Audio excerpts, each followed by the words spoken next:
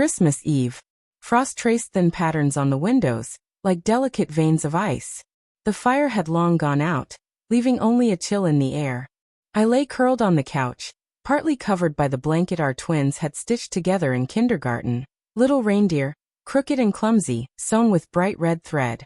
The ceiling stared back at me in the stillness. My phone buzzed beside me. A single message. Only losers sleep on the couch. I didn't answer. Just let the screen glow and fade into the darkness again. By morning, two small figures crept closer. "Daddy," Olivia whispered, tugging my arm. "There's a weird man in Mommy's bed." I didn't gasp. I'd stopped breathing the night before. I sat up slowly, smoothed their hair, gave a single nod. Then I picked up my phone and called a number I'd memorized months ago. "They're ready." A moment later, glass shattered. Boots pounded across the floor. Doors were nothing to them. And my wife's scream, sharp, wild, splintered, filled the house, slicing through every hidden truth she thought I'd never uncover. They dragged him out naked, arms locked behind his back, his face shoved into the floor. She screamed, pleaded. But it wasn't me she looked at, it was the men in black. They already knew his name. Vincent Ward. One of them said, "You're under arrest." My children clung to me, and I pulled them close, shielding their eyes, holding them tighter than their mother ever held anything worth keeping. But the betrayal hadn't begun that morning. It started long ago, back in July. That's when her gaze stopped meeting mine. When her phone became her lifeline, always in her hand, always secretive. She started locking it, taking it with her into the bathroom, whispering late at night when she thought I was asleep. I wasn't. I was watching. I didn't yell. I didn't confront her. That's what amateurs do. I stayed silent. I gathered evidence. I waited.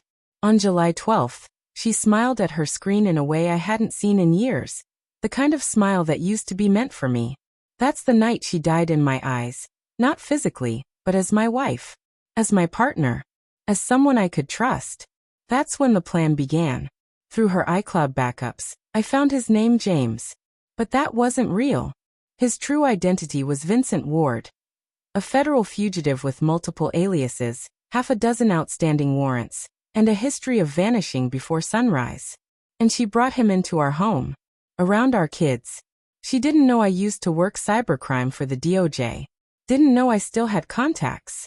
She thought she'd married a boring accountant. She never realized accountants don't typically know how to crack encrypted messaging apps or trace burner phones to exact GPS points. She never understood the power of silence. I kept smiling. I kissed her cheek. Let her believe her lies were working. I made hot cocoa for the kids while she texted him about how clueless I was.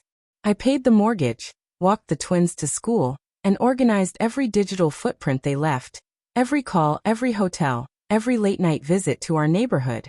Then I compiled it all, with timestamps, names, dates. A perfect file. And I sent it straight to the U.S. Marshals. Ask ChatGPT.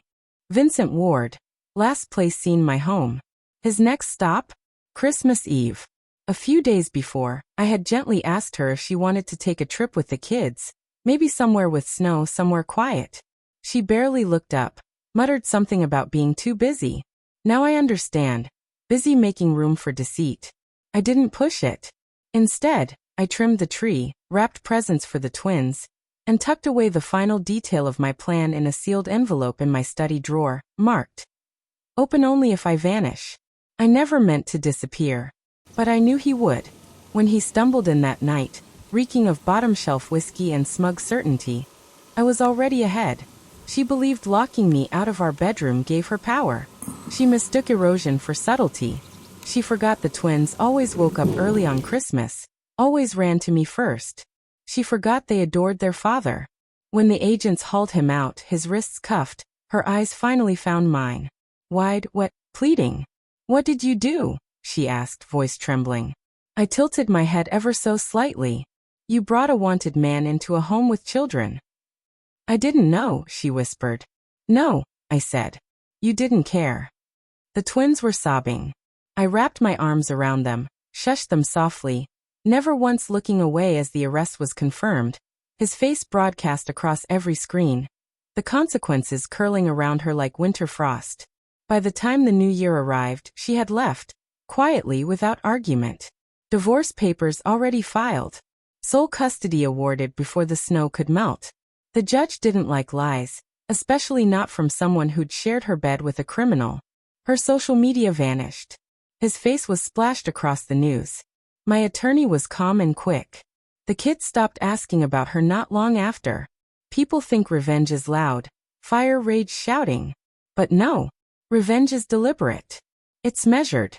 You don't burn, you cut. You don't cry, you close.